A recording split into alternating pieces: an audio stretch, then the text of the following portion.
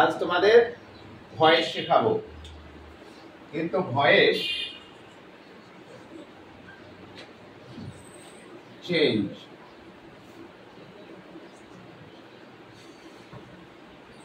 Voice মানে কি? তাহলে বাচ্য পরিবর্তন, তাই তো? তাহলে আমাদের একবারে স্টেপ ওয়াইজ করাবো, মানে অ্যাকর্ডিং টু রুলস। আমাদের তাহলে টেন্সটাও ক্লিয়ার হয়ে যাবে, আবার ভয়েসটাও শেখা হয়ে যাবে। তাহলে আমরা এটা জানি নিশ্চয়, ভয়েসকে দুভাগে ভাগ করা যায়। একটা হচ্ছে অ্যাক্টিভ আর একটা হচ্ছে প্যাসিভ।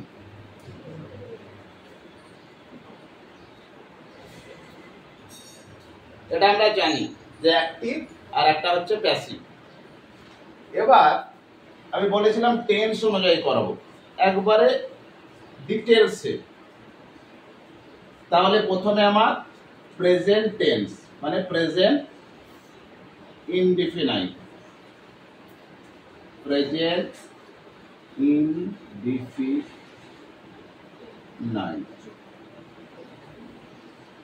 তাছাড়া আমরা চেঞ্জ অফ প্রোনাউনটা নিশ্চয় জানি। আই থাকলে মি হয়, মি থাকলে আই হয়, হি থাকলে হিম হয়, হিম থাকলে হি হয়, এগুলো জানি আমরা। তাহলে প্রেজেন্ট ইনডিফিনাইটের রুলস কি? অ্যাক্টিভের রুলস হচ্ছে subject verb one object plus rest বা কমপ্লিমেন্ট।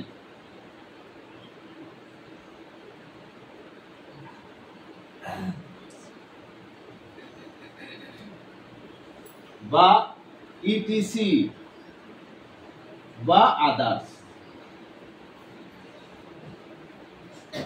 আমরা জানি প্রেজেন্ট ইনডিফিনাইটের নিয়মটা। তাহলে যখন আমি এই টেন্সে থাকবে সাবজেক্ট ভি1 অবজেক্ট, আমার ভয়েস প্যাসিভে তখন আমি করব, প্যাসিভে কি হয়? অবজেক্ট। তাহলে অবজেক্টটা চলে আসলো। যদি এটা ভি1 এ থাকে তাহলে হয় এম, না হলে ইজ, না হলে আর। তারপরে ভয়েস চেঞ্জ মানে চেঞ্জ দা ভার্ব, মানে ভার্বের চেঞ্জ হবে। ভার্ব পে, তারপরে বাই, তারপরে সাবজেক্ট, তারপরে রেস্ট বলতে পারো, কমপ্লিমেন্ট বলতে পারো, এটসেট্রা, আদার্স। তাহলে একটা এক্সাম্পল দিলে তোমাদের কাছে পুরো ক্লিয়ার হয়ে যাবে। দেখো, he likes tea in the morning.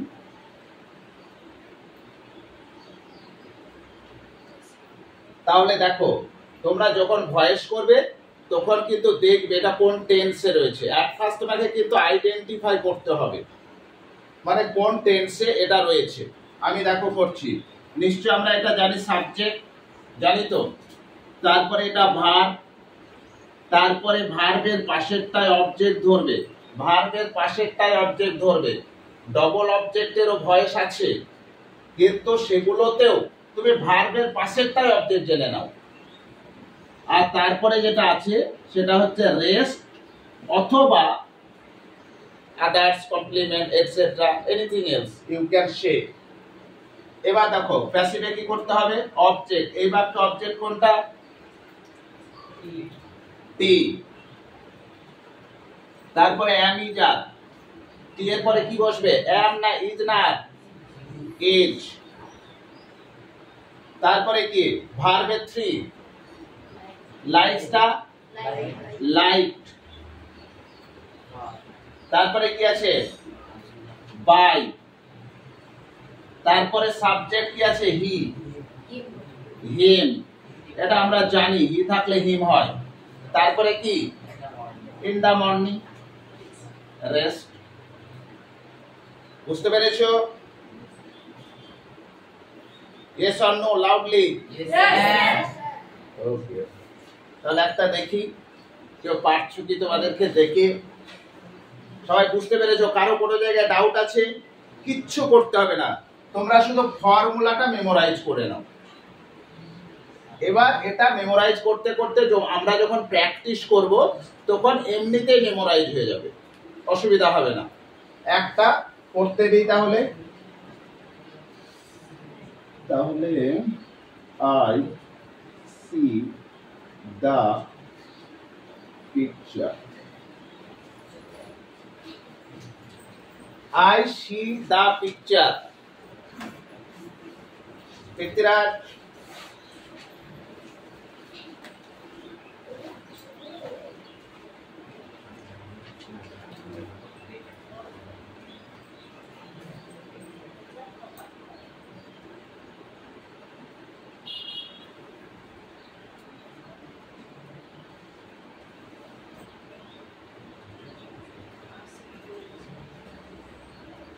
বাহ, শোনা গো আমার, যাও।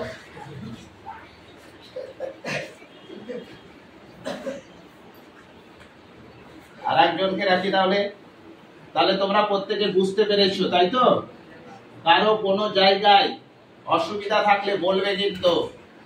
আছে কারো কোনো জায়গায়? তাহলে next, C draws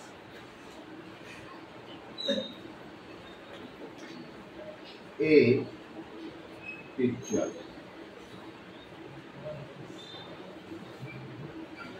Draw a picture. She draws a picture. এটা কাকে ডাকিয়ে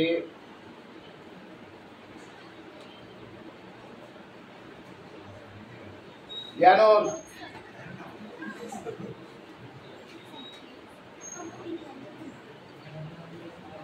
তাহলে সুদীপ্ত চলে আসো।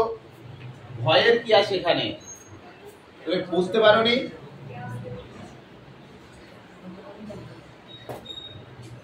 এ তো রুলস অনুযায়ী বসালেই হয়ে যাবে। প্রথমে অবজেক্ট, তারপরে verb am is are, verb three, by, subject, তারপরে রেস্ট।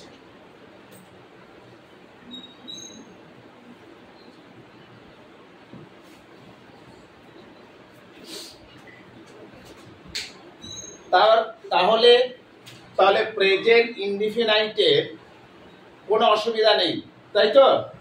এটা কিন্তু দেখো প্রেজেন্ট ইনডিফিনাইটের আমাদের তো সেন্টেন্স হয় না? দেখো ফুল স্টপের সেন্টেন্স আর সাবজেক্ট যে শুরু হয়েছে, মানে এটা কি ধরনের সেন্টেন্স? অ্যাসার্টিভ বা অ্যাসার্টিভ। তাহলে এটা হলো অ্যাসার্টিভ সেন্টেন্স। তাহলে অ্যাসার্টিভ সেন্টেন্স আমার সেন্টেন্সও শেখা হয়ে গেল যে ফুল স্টপ থাকবে আর সাবজেক্ট দিয়ে শুরু হবে, সেগুলোকে অ্যাসার্টিভ সেন্টেন্স বা অ্যাসার্টিভ সেন্টেন্স বলে। এবার অ্যাসার্টিভ সেন্টেন্সের এই বাক্যটা কি? বাক্যটায় নট আছে? নেই। তার মানে কি অ্যাসার্টিভকে আবার দুই ভাগে ভাগ করা যায়, একটা পজিটিভ একটা নেগেটিভ। তাহলে কি এটা পজিটিভ সেন্টেন্স, মানে হ্যাঁ বাচক সেন্টেন্স, তাই তো? এবার তো আর না বাচক সেন্টেন্সেরও তো ভয়েস থাকতে পারে। তাহলে না বাচক, তাহলে এবার নেগেটিভের দেখো। তাহলে পজিটিভের ফর্মুলা হলো, এবার চলে যায় নেগেটিভ।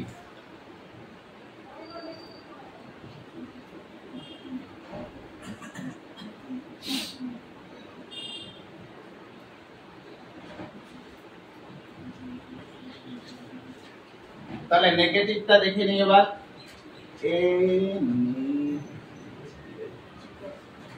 তাহলে সাবজেক্ট। এবার আমরা জানি নেগেটিভ সেন্টেন্স কিভাবে করতে হয়।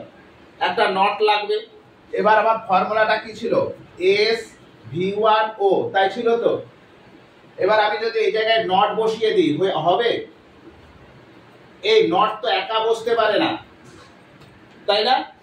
তাহলে সাবজেক্টের পরে তোমাকে নিয়ে আসতে হবে যদি প্রেজেন্ট ইনডিফিনাইটের নেগেটিভ হয়, অ্যাসার্টিভের নেগেটিভ, ডু বা ডাচ, তারপরে নট, তারপরে থাকবে ভার্ব ওয়ান, তারপরে অবজেক্ট, তারপরে ইটিসি। যদি এরকম থাকে তাহলে অবজেক্ট লিখবো প্রথমে। এটার ক্ষেত্রে ডু বা টাচ, মানে এটার ক্ষেত্রে অ্যামিজার, তারপরে হচ্ছে নট, তারপরে হচ্ছে V3, বলেছিলাম ভয়েস চেঞ্জ মানে ভার্বের 3 বাই সাবজেক্ট ইটিসি। তাহলে এটার একটা এক্সাম্পল দেই, দেখো ক্লিয়ার হয়ে যাবে, জলের মতো হয়ে যাবে, ভয়েস আর কোনোদিন অসুবিধা হবে না। আর এই ভয়েসটা একটা খুবই নেসেসারি একটা গ্রামার, কিন্তু তুমি সেই 5 থেকে শুরু করে একেবারে 12 পর্যন্ত plus graduation plus competitive exam, প্রত্যেকের ক্ষেত্রে এই ভয়েসটা মানে শিখতেই হবে। তাহলে নেগেটিভ হলো ইয়ানুর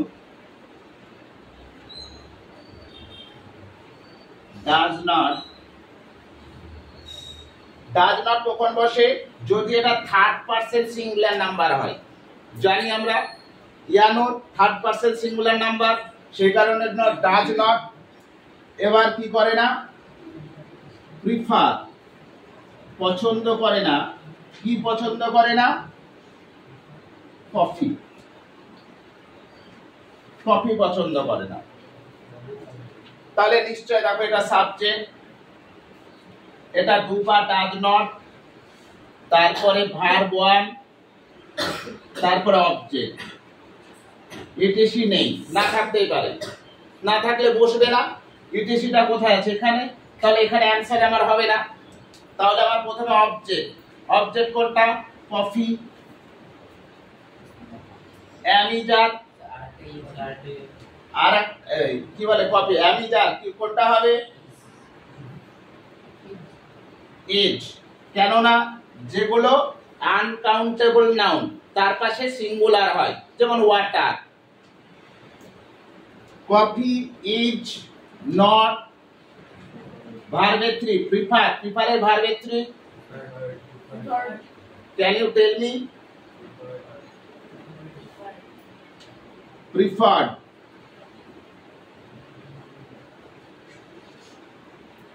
ডবল আর হয়ে গেছে কিন্তু, প্রিফার্ড। তারপরে কি? বাই ইয়ানু।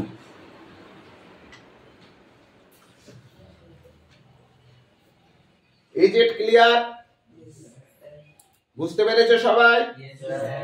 দেব তাহলে একটা এবার? ঠিক আছে, তাহলে একটা দিন। কে আসবে? গোপাল। তাহলে Gopal does not know me।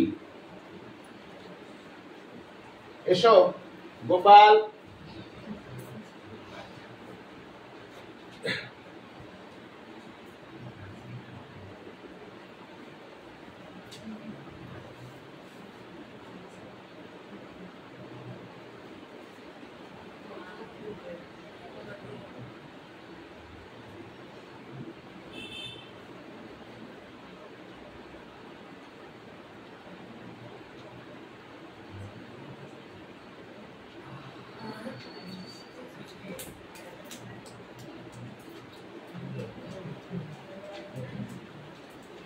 শাবাশ।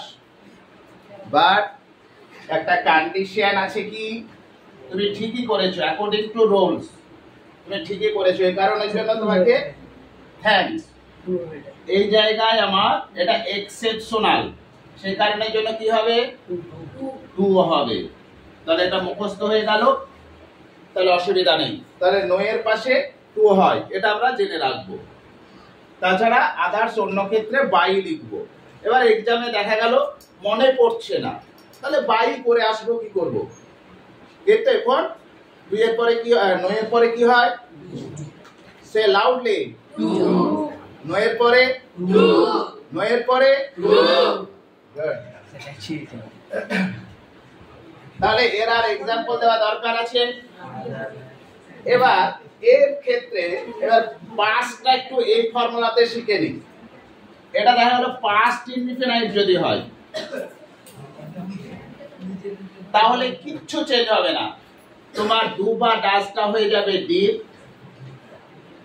M ইজারটা হয়ে যাবে ওয়াজ ওয়্যার, ওয়াজ অথবা ওয়্যার, আদারওয়াইজ সব যা আছে হুবহু তাই হবে।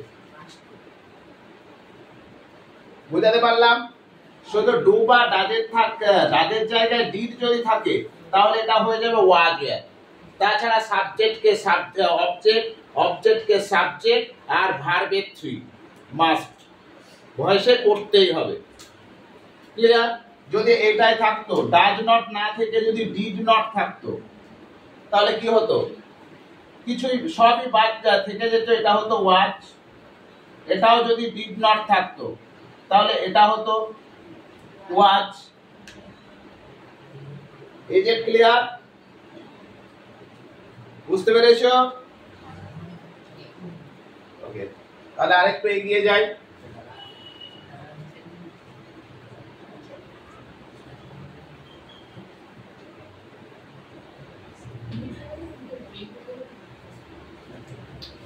সবাই বুঝতে পারছো তো?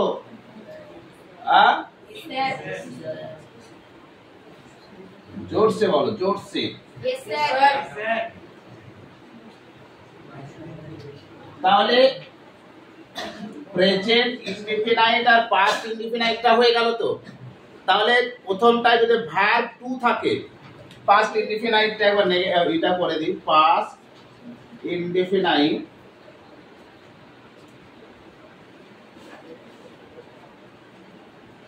অ্যাসার্টিভ এর পজিটিভ, নেগেটিভটা তো দেখে নিলাম। মানে ডিড নট থাকলে কি করতে হবে? ওয়াজ বা ওয়্যার। তাহলে যদি আমার এরকম থাকে এস ভি টু ও, এটা তো অ্যাক্টিভ, অ্যাক্টিভ এটা। তাহলে প্যাসিভে কি হবে? O was were V3 by subject. আর এরপরে যদি এখানে যদি আমার একটা রেস্ট থাকে তাহলে এখানেও রেস্টটা এখানে হয়ে যাবে। এবার এটার এক্সাম্পল একটা দিয়ে দিই। দেখা গেল হি স দা বার্ড।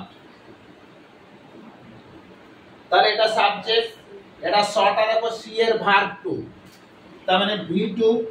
তাহলে সাবজেক্ট V2, অবজেক্ট, তাহলে অবজেক্টটা প্রথমে, তাহলে দা বার্ড। তারপরে এটা V2 আছে মানে ওয়াজ ওয়্যার, তাহলে দা বার্ড ওয়াজ।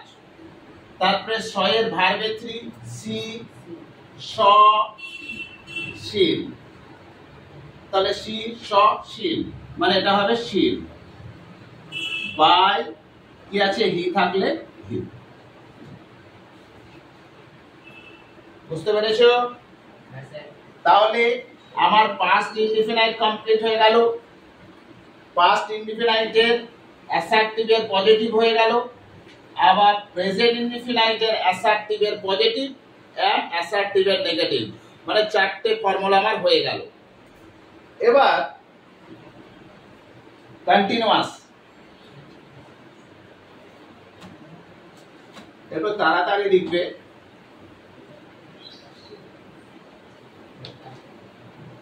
Present continuous,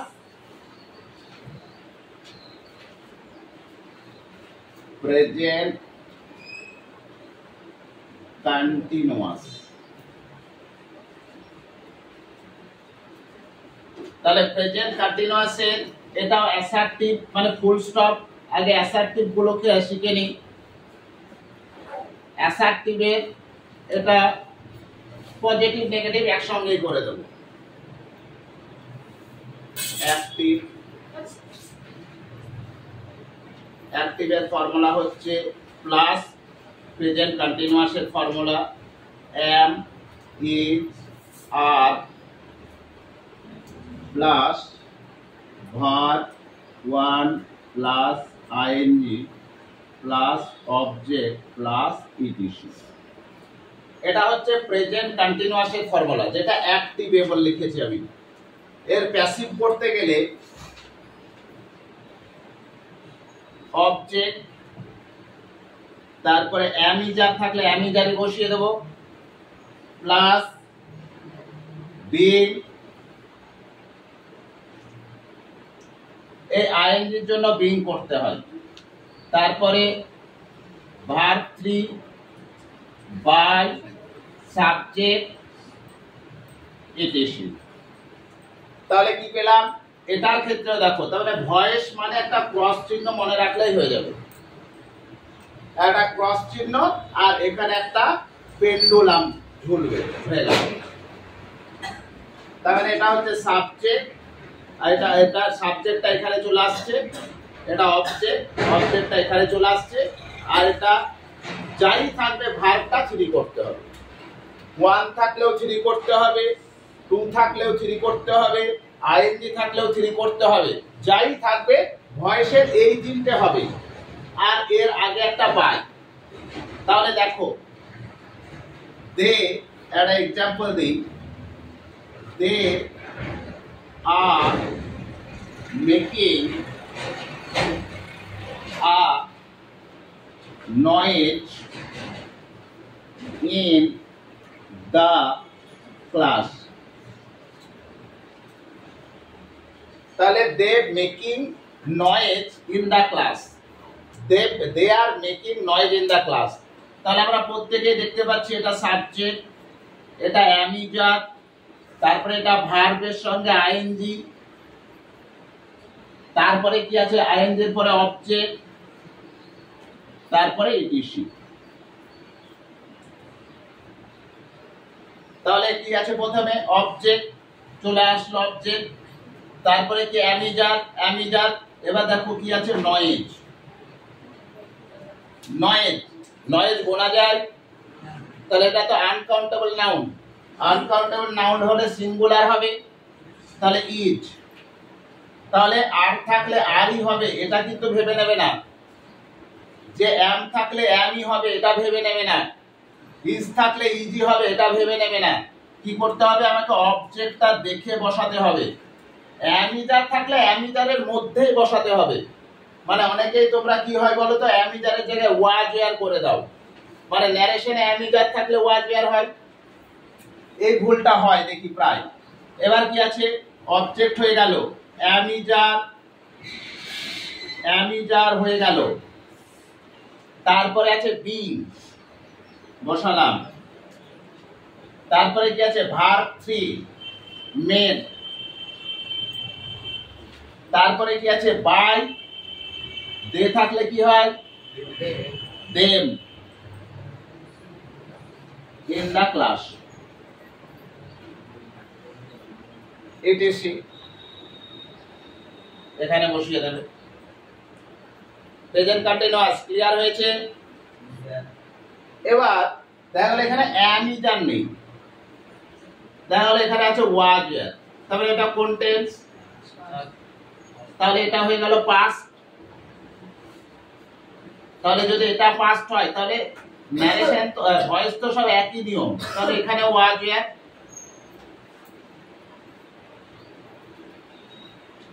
clear? বুঝতে পেরেছো? তাহলে ভয়েসে দেখো এই নিয়মটা পুরো কমন নিয়ম।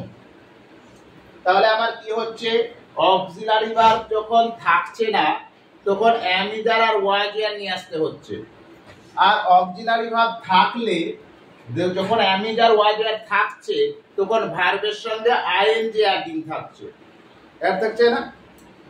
এই আইএনজির জন্য ভয়েসের কি করতে হয়? বিং নিয়ে এসে ভার্বের 3, কেননা এবার তো আমার আইএনজিটা কি দোষ করলো, ও তো V3 করেও বসে গেল, ঠিক আছে? কিন্তু এবার আইএনজির জন্য তুমি আগে একটা বিং বসিয়ে দেবে, আর এটা তো কমন নিয়ম যে অবজেক্টকে সাবজেক্ট হবে আর সাবজেক্টকে অবজেক্ট হবে। তাহলে দুটো মানে প্রেজেন্ট তাহলে কি কি শিখলাম আমরা? প্রেজেন্ট ইনডিফিনাইট, পাস্ট ইনডিফিনাইট, তাহলে প্রেজেন্ট কন্টিনিউয়াস, পাস্ট কন্টিনিউয়াস, এর মধ্যে দুটো করে। এবার দেখা গেল তোমার যদি এই ক্ষেত্রে পজিটিভ এন্ড নেগেটিভটা সেপারেট ভাবে কেন করালাম না, মানে এই জায়গায় যদি নট থাকে এই জায়গাতেও নট বসিয়ে দেব,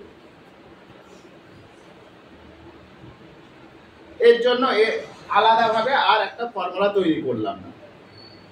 ওইটার ক্ষেত্রে কেন করেছিলাম, ওইটার ক্ষেত্রে নটের জন্য নিয়ে আসতে হচ্ছিল না, নট তো একা বসে না, এ যেহেতু সাহায্য মানে অক্সিলারি ভার্ব, মানে ওই সাহায্যকারী ক্রিয়াপদ তো পেয়ে গেছে, তার জন্য ডু বা ডাজ বা ডিড নিয়ে আসতে হয়নি। এবার এই নট, এবার যখন আমরা প্রেজেন্ট ইনডিফিনাইট করছিলাম তখন কিন্তু কি হচ্ছিল, তখন হচ্ছে কি যে নটটা বসাতে যাচ্ছি, দেখা গেল I see the bird, the bird, আমি পাখি দেখি, হলো। এবার নট বসাতে গেলে এরকম তো বাক্য হয় না, I not see the bird হয়, I not see the bird হয়, হয় না। এবার নটটা, এবার সেই কারণের জন্য যখন তুমি কোনো সাহায্য অক্সিলারি ভার্ব মানে সাহায্যকারী ক্রিয়াপদ পাচ্ছ না, তখন কিন্তু তুমি হয় ডু নেবে, না হলে ডাজ নেবে, না হলে ডিড নেবে। এই তিনটে জিনিসই কিন্তু নিতে পাবে, অ্যাম ইজ আর বা ওয়াজ হ্যাভ বা হ্যাভ হ্যাজ হ্যাড এগুলো পাবে না। কিন্তু তাহলে এটাকে তোমাকে নেগেটিভ বাক্য করতে দিয়েছে, তখন তুমি ধার নেবে am, is, are, was, were, no, তুমি এই তিনটে পাবে। এই তিনটে তুমি কিভাবে চেঞ্জ করে নেবে, এটা যদি ভার্ব ওয়ানে থাকে তাহলে ডু অথবা ডাজ, ভার্ব ওয়ানে থাকলে ডু অথবা ডাজ, ডু কখন আর ডাজ কখন, যদি এটা আইসি না থেকে যদি থাকতো হি সিজ তাহলে এটা কিন্তু ডাজ হতো, মানে ডাজ নট। ঠিক আছে, বুঝতে পারছো? এবার যদি এটা দেখা গেল ডাজও নেই, এই কি বলে সিজও নেই, সিও নেই, কি আছে স আছে, তাহলে কি নিয়ে আসবো, ডিড, তাহলে সেটা নিয়ে আসলাম ডিড। কিন্তু আর একটা জিনিস মাথায় রাখতে হবে, যখন ডু থাকবে তখন দেখা গেল I do not see the bird হয়, কিন্তু হি ডাজ নট আর সিজ হবে না কিন্তু, কেননা এই এস এর জন্যই আমি ডাজ বসিয়েছি, তার জন্য এখানে ডাজটা দেওয়া যাবে না। তারপরে কি বললাম, আই ডিড নট, ওখানে ছিল কি স, তাহলে আই ডিড নট কি লিখতে হবে, ডিড কিসের জন্য লিখেছি, স এর জন্য লিখিনি ডিডটা, তাহলে ওর ভার্ব ওয়ান হয়ে যাবে, ডিড নট সি। বুঝতে পেরেছো? তাহলে যদি তোমার ডিড নট বা ডু নট বা ডাজ নট যখন নিয়ে আসবে ওই চেঞ্জ গুলো করতে পারবে তো। তোমরা এক কথায় মাথায় রেখে দাও, ডিড নটের পরে ভার্বের ওয়ান হবে, আর যখন ডাজ নট বসাবে তখন ভার্বের সঙ্গে এক্সট্রা দেবে না, আর ডু নট বসালে কোনো ওটা নিয়ে ইন্টারফেয়ার তোমাকে করতে হবে না। ঠিক আছে, তাহলে চারটে ফর্মুলা আমাদের, কারো কোনো জায়গায় অসুবিধা হয়েছে বুঝতে হয়নি, তাই তো? তাহলে আমরা কি পেলাম আলটিমেটলি, ভয়েস মানে পেলাম অবজেক্টকে সাবজেক্ট, সাবজেক্টকে অবজেক্ট, মানে একটা ক্রস চিহ্ন, আর একটা পেন্ডুলাম ঝুলবে, পেন্ডুলাম ঘুরে রাখনি টুং টুং টুং করে, ও নেমে আসবে, ওই নেমে আসবে ওটা V3 হয়ে যাবে, মানে ভার্বের 1 থাকলেও 3 হবে, 2 থাকলেও 3 হবে। মানে আমরা জানলাম চেঞ্জ দা ভয়েস মানে হচ্ছে চেঞ্জ দা ভার্ব। ক্লিয়ার?